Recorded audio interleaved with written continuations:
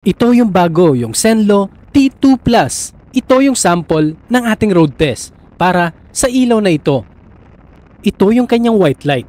Malapad at malawak ang nasasakop nito. Ito naman yung kanyang yellow light. Medyo mataas lang at malayo yung inaabot ng ilaw na ito. Pagdating dito sa kanyang white light ay malapad at malawak yung nasasakop. Hindi nga lang ganun ka-define yung edges or yung cut-off ng ilaw. Hindi kagaya ng ibang model. Lalo na sa mga X-model ng Zenlo. Sa ibang model kasi ng Zenlo ay kitang-kita mo yung cut-off ng ilaw. Dito kasi palibhasa, pahaba yung kanyang ilaw. Kaya hindi ganun ka-define yung kanyang ilaw. Pero dito mapapansin ninyo na mas maliwanag yung bandang gitna ng ilaw. Mas maliwanag or mas matingkad. Mas focus kasi yung ilaw nito sa may bandang gitna. Dahil nga malapad ito. At mapapansin nyo parang may square or rectangular shape yung ilaw nito sa may bandang gitna. At sa side naman ay medyo malamlam na yung kanyang kulay.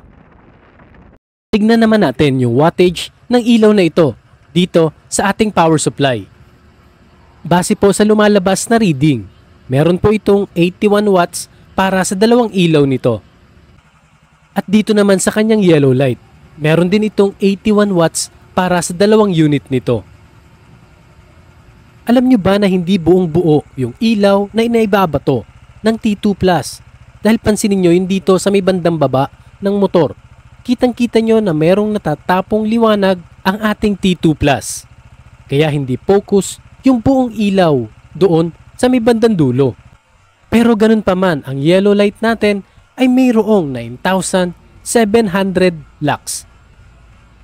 Times 10 po yung lumalabas dito sa ating reading. At ito namang ating white light ay mayroong 11,200 lux.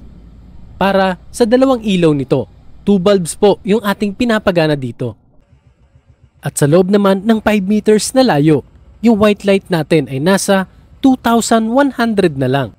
At yung yellow light naman ay nasa 1,800 lux. Habang lumalayo ay humihina po yung ilaw na ibinubuga ng mga ilaw na ito. Ito pa po yung iba sa sample ng ating road test. Itong Zenlo T2 Plus. Tignan nyo na lang po kung ano ang magandang features ng ilaw na ito. At kung magugustuhan nyo po ito, at least meron na po kayong idea kung ano po yung inyong bibilhin.